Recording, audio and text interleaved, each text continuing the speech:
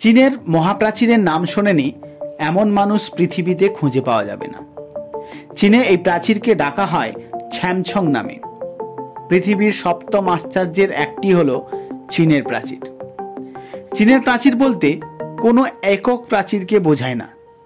চীনের বিভিন্ন রাজবংশের আমলে তৈরি হয় এই প্রাচীরগুলি, যাদের একত্রে the great wall of China বলা হয়। উত্তর চীনের প্রায় 15টি অঞ্চল জুড়ে এই মহাপ্রাচীরের অবস্থান। এই মহাপ্রাচীর মানুষের হাতে তৈরি পৃথিবীর সবচেয়ে দীর্ঘতম অংশ।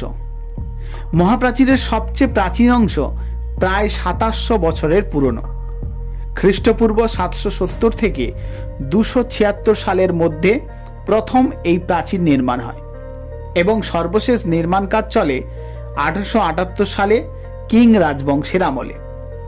কিং সাম্রাজ্য প্রতিষ্ঠার আগে থেকেই চীনের বেশ কিছু ছোট ছোট রাজ্য শত্রুদের আক্রমণ প্রতিহত করতে প্রাচীর নির্মাণ করেছিল। সম্রাট কিং রাজ্য জয়ের পর এক জাদুকর তাকে বলেছিল উত্তরের যাযাবরেরা একদিন সম্রাট কিংকে ক্ষমতাচ্যুত করবে। ক্ষমতা হারানোর ভয়ে তখন সম্রাট আশেপাশের ছোট ছোট রাজ্যের প্রাচীরগুলোর মধ্যে একটি সংযোগ তৈরি করার আদেশ দেন। খ্রিস্টপূর্ব 220 থেকে 200 সালের মধ্যবর্তী সময়ে দেওয়ালগুলির মধ্যে সংযোগ স্থাপনের কাজ শুরু করেন। আর তখনই এই চীনের ছোট ছোট প্রাচীরগুলি মহাপ্রাচীরের আকার ধারণ করে। বর্তমান এই প্রাচীরের যে অংশগুলো দেখা যায় তার অধিকাংশ মিং রাজবংশের আমলে নির্মিত হয়। 1381 সালে মিং রাজবংশের প্রাচীর নির্মাণ শুরু করে। তারা 8851 কিলোমিটার প্রাচীর নির্মাণ করতে সক্ষম হয়েছিল। এইসব প্রাচীর নির্মাণের মূল উদ্দেশ্য ছিল চীনের উত্তর সীমান্তের বহিঃশত্রুদের হাত থেকে রক্ষা করা। চীনের 20টি রাজবংশের আমলে বিভিন্ন ধাপে প্রাচীরের পুনর্নির্মাণ করা হয়। প্রায় 10 লক্ষেরও বেশি মানুষকে জোরপূর্বক কাজ করানো হয়। সৈনিক, সাধারণ শ্রমিক, বেসামরিক জনতা ও সাজাপ্রাপ্ত আসামিকেও এই শ্রমিক হিসাবে ব্যবহার করা হয়েছিল। এই প্রাচীর তৈরি করতে গিয়ে বিভিন্ন সময়ে 4 লক্ষেরও অধিক মানুষ মারা যায়। তাদের অনেককেই এই দেওয়ালের মধ্যে সমাহিত করা হয়েছে। তাই বিশ্বের সবচেয়ে দীর্ঘ এই স্থাপনা, সবচেয়ে দীর্ঘ মানব সমাধি হিসাবে এটি বিবেচিত। এই প্রাচীর সাংহাই পাস থেকে শুরু করে লখনৌ নামক স্থান পর্যন্ত বিস্তৃত হয়েছে।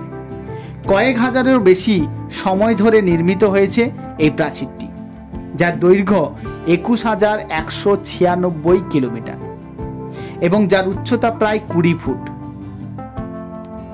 চীনের এই মহাপ্রাচীর শুধু যে যাযাবর লুটেরাদের হাত থেকে রক্ষা করত তাই নয়, সীমান্ত নিয়ন্ত্রণের জন্য এই প্রাচীর বেশ কার্যকর ছিল। যে প্রাচীর নির্মাণ করা হয়েছিল বিদেশিদের প্রবেশ ঠেকাতে, আর সেই প্রাচীরই অসংখ্য বিদেশিদের নিজের কাছে টেনে আনে। প্রতি বছর দেশি ও বিদেশি প্রায় 5 কোটিরও বেশি লোক এই মহাপ্রাচীর ভ্রমণ করতে আসে। এই প্রাচীরের সবচেয়ে জনপ্রিয় অংশের নাম বাডালিং। বেজিং থেকে প্রায় 70 কিলোমিটার উত্তর পশ্চিম সীমান্তে এই বাডালিং প্রাচীর এখনো পর্যন্ত সংরক্ষিত রয়েছে। এই প্রাচীরগুলি নিয়মিত সংস্কার করা হলেও তার দেওয়ালগুলি আগের থেকে অনেকটা ভগ্নদশা। চীনের মহাপ্রাচীরের 3 ভাগের 1 ভাগ অংশ প্রাকৃতিকভাবে ক্ষয়প্রাপ্ত হয়েছে। ধারণা করা হয় প্রাকৃতিক ও মানবসৃষ্ট কারণে আগামী 20 বছরের মধ্যে এই প্রাচীরের অনেক অংশ বিলুপ্ত হতে পারে। চীনের মহাপ্রাচীরের সবচেয়ে বড় ক্ষতি হয় 1900 দশকে চীনের সাংস্কৃতিক বিপ্লবের সময়। তখন দেওয়ালের ক্ষতিগ্রস্ত অংশগুলির পাথর ব্যবহার করা হয়েছে রাস্তাঘাট সহ বহু মানুষের ঘরবাড়ি তৈরি করার জন্য।